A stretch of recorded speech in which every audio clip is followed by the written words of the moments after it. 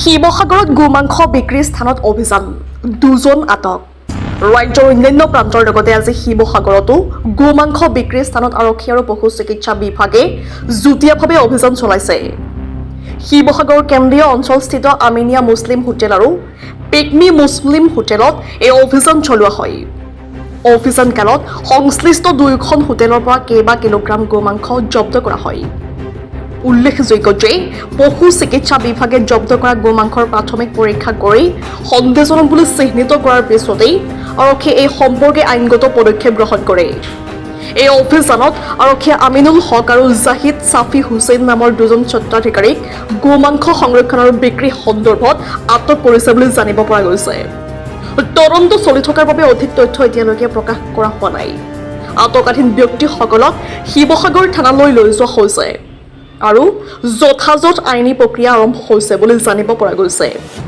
এই ধৰণৰ অভিযানৰ জৰিয়তে বেআইনী পশুবধ আৰু গোমাংস ব্যৱহাৰৰ বিৰুদ্ধে কঠোৰ পদক্ষেপ গ্ৰহণ কৰা হ'ব বুলি সন্দেহ প্ৰকাশ কৰা হৈছে। স্থানীয় ৰাইজৰ মাজতো এই অভিযানৰ ফলত একাংশই সন্তোষ আৰু একাংশই দুখ প্ৰকাশ কৰিছে। আনহাতে এটা মহলে এই কাৰ্যৰ নৈতিকতা আৰু লক্ষ্য সম্পৰ্কে প্ৰশ্ন উত্থাপন কৰিছে।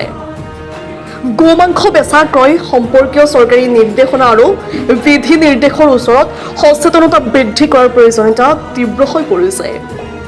News desk report, digital Assam live. ইয়াত ভিজিট দিয়া হৈছে। ইয়াত আমি পাইছোঁ আমিনিয়া হোটেলৰ পৰা। ইয়াত আমাৰ কালেক্ট কৰা হৈছে এইটো এপ্ৰক্সিমেটলি 8.1 kg ছাছপেক্টেড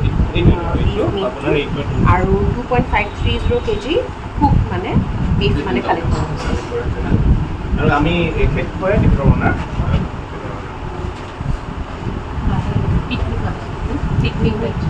মই ডক্টৰ চয়নিকা দাস, পশুপালন আৰু পশু চিকিৎসা বিভাগৰ ফালৰ পৰা মই আহিছোঁ। মই ভেটেনেৰী অফিচাৰ হয় আৰু বৰ্তমান আমাক এই অভিযানটোৰ বিষয়ে সঠিকভাৱে আপোনাক আৰক্ষী প্ৰশাসনে জনাব পাৰিব। কিন্তু আৰক্ষী প্ৰশাসনৰ পৰা আমাক মেছেজ এটা গৈছিলে যে আপোনালোকৰ উপস্থিতিতহে আমি এই অভিযানটো চলাব পাৰিম। তো আমাক অফিচৰ ফালৰ পৰা পঠোৱা হৈছে এই অভিযানত। আৰু এই বৰ্তমান আমি দুখন হোটেলত আহি উপস্থিত হলো ৰাতিপুৱাই। এখন আমিনিয়া হোটেল আৰু এখন পিকমি হোটেল।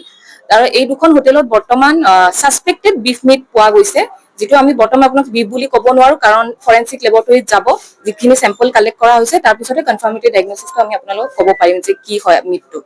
আৰু এতিয়া বৰ্তমান আপোনাৰ আমিনিয়া হোটেলত 8.6 kg ফ্ৰেছ মিট যিটো উদ্ধাৰ কৰা হৈছে আৰু গোটেইখিনি আমি চিজ কৰিছো। আৰু নেক্সট কুক মিটো লোৱা হৈছে, তাৰ পৰা চেম্পলো লোৱা হৈছে। আৰু পিকমি হোটেলৰ পৰা 7 kg ফ্লেছ মিট লোৱা হৈছে আৰু আনকুক মিটো লোৱা হৈছে। চফ্ট আছিলে, তেওঁলোকে বনাবৰ কাৰণে ৰেডি কৰি ৰাখিছিলে। আৰু নেক্সট আছিলে কুক মিটো বহুতখিনি পোৱা গৈছে।